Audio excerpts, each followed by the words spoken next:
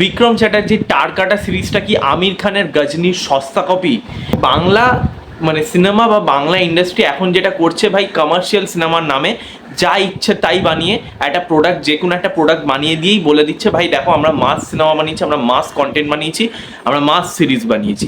এই ভাই মানুষ একবার ঠকবে, দুবার ঠকবে, তিনবারে বেলা কিন্তু এই ধরনের সিরিজকে সত্যি বলছি মানে ঘুরেও তাকাবে না, মানে পোস্টারের দিকেও ঘুরে তাকাবে না এই ধরনের সিরিজের। তো ফাইনালি আমি দেখে নিলাম জি5-এ এসেছে তার কাটা সিরিজটা, যেটা রয়েছে বিক্রম চ্যাটার্জি, এবং এই সিরিজটার টোটাল এপিসোড হচ্ছে 7টা, প্রত্যেকটাই রান টাইম ওই 18 থেকে 25 মিনিটের মধ্যে। তো এই সিরিজটা আমি দেখলাম ফাইনালি জি5-এ। তো কেমন সিরিজের গল্পের ব্যাপারে সবার প্রথম আসে, দেখো এই সিরিজের গল্প দেখানো হচ্ছে বিক্রম চ্যাটার্জির যে ক্যারেক্টারটা, সে এক সময় পুলিশ অফিসার ছিল, ঠিক আছে, বাট সামহাউ তার মেমোরি লস হয়ে যাচ্ছে, সে গজনি হয়ে যাচ্ছে এবং কোথাও গিয়ে সে তার পুরনো সব স্মৃতি ভুলে যাচ্ছে, এবং সে এক প্রকার একটা ডিটেকটিভ এখন যে মানে বর্তমান তার অবস্থা হচ্ছে সে একজন ডিটেকটিভ, ঠিক আছে। এবং তার যে ভাই, তার সাথে একটা খারাপ কিছু ঘটে, মানে পাস্ট লাইফও রয়েছে, মানে এই গল্পটা তার ভাই ড্রাগ চক্রের সাথে ফেসে যায়, এবং এখানে একটা অ্যান্টাগনিস্টও রয়েছে, সে প্লে করছে চ্যাং। তো সে তার সাথে বিক্রম চ্যাটার্জির এই টাসেলটা সেটা কিরকম হয় এবং শেষ পর্যন্ত কি হয় সেটা জানতে হলে আপনাকে এই সিরিজটা জি5-এ গিয়ে দেখতে হবে। তো এই সিরিজের ভালো দিক খারাপ দিক, দেখো এই সিরিজের জন্য আমার কাছে কিছু ভালো দিক আছে, আবার বেশ কিছু নেগেটিভ দিক আছে। যদি আমায় এক কথা বলতে হয় সিরিজটা কেমন, আমি বলবো সিরিজটা দেখার আগে আমি যখন টিজার ট্রেলার দেখেছিলাম আমার কিন্তু এক্সপেকটেশন অনেক হাই ছিল, মানে আমি সিরিজ দেখার আগে ভেবেইছিলাম, এবং প্রথম যে এপিসোড 2, 3, ইভেন 4 অব্দিও যেরকম ভাবে চলছিল আমার মনে হচ্ছিল যে সিরিজটা ভালো হতে পারে, এবং আর 5টা যেরকম বাংলা সিরিজ বেরোয় সিরিয়াল মার্কা ন্যাকামো, মানে ভীষণ মিডিওকার কন্টেন্ট বেরোয়, তার থেকে কিন্তু অনেক বেটার হতে পারতো এই সিরিজটা, আমি এটাই ভেবেছিলাম, এবং হ্যাঁ এটার পোটেনশিয়ালও ছিল। কিন্তু ভাই আমি সত্যি বলছি সিরিজটা কমপ্লিট করার পর আমার মধ্যে একটাই জিনিস এলো যে ভাই আমি আবার ঠকলাম, এবং অডিয়েন্স আবারও ঠকতে চলেছে, এটাও একটা স্ক্যাম, এইটুখানি আমি বলতে পারি। তো এই সিরিজটার কিছু ভালো দিক যেমন আমায় বলতে, সিরিজের ভালো দিক হচ্ছে বিক্রম চ্যাটার্জি এখানে 200% দেওয়ার চেষ্টা করেছে। স্ক্রিপ্ট যদি পুয়ার হয় কিছু করার নেই, বাট সে কিন্তু 200% দেওয়ার চেষ্টা করেছে। সে অনেক খেটেছে তার চরিত্রটাকে নিয়ে, এবং তার ফিজিক, তার অ্যাপিয়ারেন্স, তার ডার্ক কমেডি, কিছু কমিক সিন, সেইগুলোর মধ্যে সে যেরকম পারফরমেন্স দিয়েছে খুব ভালো। অ্যাকশন সিনগুলো যতটাই সে পেরেছে তার এক্সপ্রেশন দিয়ে, তার বডি ল্যাঙ্গুয়েজ দিয়ে সে কিন্তু ভালোভাবে প্লে করেছে। তো আমি বলবো তার পারফরমেন্স ভালো। সত্যম ভট্টাচার্যর ক্যারেক্টারটার এখানে খুব একটা ভালোভাবে যে লেখা হয়েছে তা নয়, তবে তার সাথে বিক্রম চ্যাটার্জি যে কেমিস্ট্রি, সেই অ্যাঙ্গেলটা কিন্তু এখানে ভালোভাবে রাখা হয়েছে, এবং কিছু কমেডি সিন তাদের মধ্যে চলে, সেটা দেখতে কিন্তু খুব ভালো লাগে। ডার্ক কমেডি মোমেন্ট কিন্তু এই সিরিজে অনেক জায়গায় রয়েছে, মানে হিউমারগুলো সেগুলো কিন্তু আমি বলবো ভালো, মানে হাসি পায়, স্লাইট হিউমারও রয়েছে আবার ডার্ক হিউমারও রয়েছে, তো দুটোই কিন্তু আপনাদের হাসাবে, এবং ডেফিনেটলি এই সিরিজটার সাথে সেই জায়গাগুলো মানে যায়, ভালো যায়, মানে অ্যাডজাস্টেবল ভাবে ব্যালেন্স হয়ে কিন্তু ওই হিউমারগুলো যায়।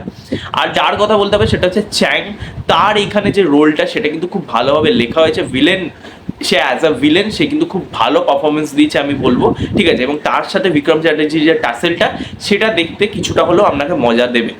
এই সিরিজের কিছু জায়গায় ক্যামেরা শট বা যেভাবে অ্যাকশন সিনগুলো শ্যুট করা হয়েছে, বা যেভাবে এই যে হিরোইক এন্ট্রি, মাস মোমেন্ট যেভাবে ক্রিয়েট করাটা হয়েছে, মানে যতটা বাজেট পেরেছে, দেখো বাজেট তো খুব লিমিটেড আমরা জানি, বাট যতটা বাজেটের মধ্যে করতে পেরেছে আমি বলবো সেটা খুবই ভালো, প্রশংসনীয়। তো সেই জায়গাগুলো কিন্তু, সেই মাস মোমেন্টগুলো কিন্তু ওয়ার্ক করে।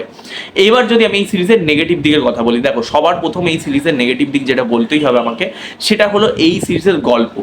এই গল্পটা দেখার সময় আপনার বারবার মনে হবে এটা হচ্ছে গজনীর সস্তা কপি। অনেক অনেক টুইস্ট থেকে আরম্ভ করে গল্পের প্লট লাইন সেটা পর্যন্ত এক, ঠিক আছে, এবং সবচেয়ে দুঃখজনক ব্যাপার ভাই ড্রাগস নিয়ে আর কতগুলো কন্টেন্ট হবে। অলরেডি মির্জা আপনারা জানেন যে আমাদের বাংলা সিনেমা থেকে এসেছিল মির্জা অঙ্কুশের, সেখানেও এই ড্রাগস পাচার নিয়ে, সেটা নিয়ে একটা বড় রকম এই বাচ্চাদেরকে ড্রাগস পাচার করানো হচ্ছে, সেটা নিয়ে পুরো সিনেমার প্লটটা ছিল। সেখানে দাঁড়িয়ে এই সিরিজেরও প্লট কিন্তু ওরকমই, ওই ড্রাগস পাচার নিয়ে। তো ভাই আমি নতুনত্ব কি পাচ্ছি, সেম টেমপ্লেট বেসের গল্প কিন্তু এখানে দেখতে পাবেন, এবং একটা রুটিন স্টোরি পাবেন, আপনার দেখে মনে হবে না যে আপনি কিছু অন্যরকম দেখলেন।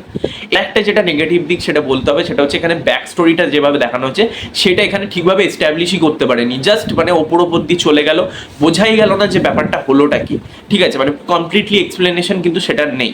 আর দ্বিতীয়ত হচ্ছে এখানে যেভাবে টুইস্টগুলো আসে সেই টুইস্টগুলো কিন্তু আপনারা ধরে ফেলবেন, মানে কোনো রকমভাবে কিন্তু সেটার মধ্যে কোনো এক্সাইটমেন্ট বা একদম হ্যাঁ ভাই কি দেখলাম এটা একটা ওই মোমেন্ট মানে ওয়াও মোমেন্ট যেটা, সেটা কিন্তু কোনোভাবেই ক্রিয়েট করতে পারেনি এই সিরিজটা। এখানে প্রচুর জায়গায় নন লিনিয়ার স্ট্রাকচার ফলো করা হয়, আমি জানি না কেন, কোনো মানে প্রয়োজনই নেই, গল্পের সাথে যাচ্ছে না, শুধু শুধু পাস্টগুলো দেখানো হচ্ছে এবং যেটা দেখতে বিরক্তিকর লাগছে। মানে কিছু সিন এমনও রয়েছে বারবার রিপিট করেছে, যেটা দেখতে একদমই ভালো লাগে না।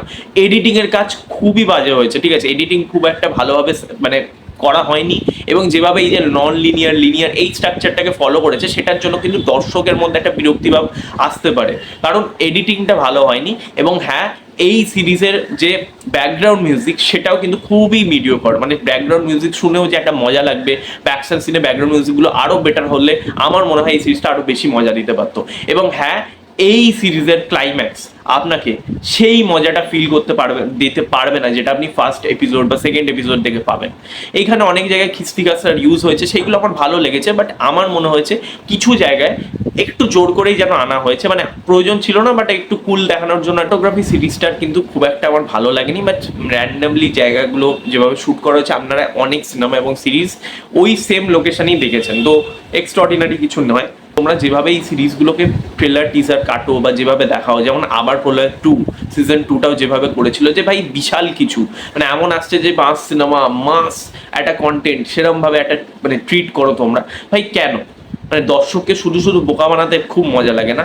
আজকে দর্শক বোকা বানছে, দুদিন দর্শক বোকা বানবে, কিন্তু 3 দিনের বেলা কিন্তু দর্শক বুঝে যাবে, তখন কিন্তু আর কেউ এই ধরনের সিরিজ দেখতে ন্যূনতম এক্সাইটমেন্ট ক্রিয়েট করবে না, ঠিক আছে? তো আমার মতে এই সিরিজটা খুবই একটা অ্যাভারেজ সিরিজ। আপনারা যারা দেখতে চান এই সিরিজটা অবশ্যই দেখুন, আর যারা দেখে নিয়েছেন অলরেডি তাদের কি মতামত এই সিরিজটা ঘিরে অবশ্যই কমেন্টে জানাবেন। ভিডিওটা ভালো লাগলে লাইক করবেন, শেয়ার করবেন, সাবস্ক্রাইব করবেন, পাশে দেওয়া বেল আইকন ক্লিক করবেন। নেক্সট দেখা হবে, ততক্ষণের জন্য টাটা, টেক কেয়ার।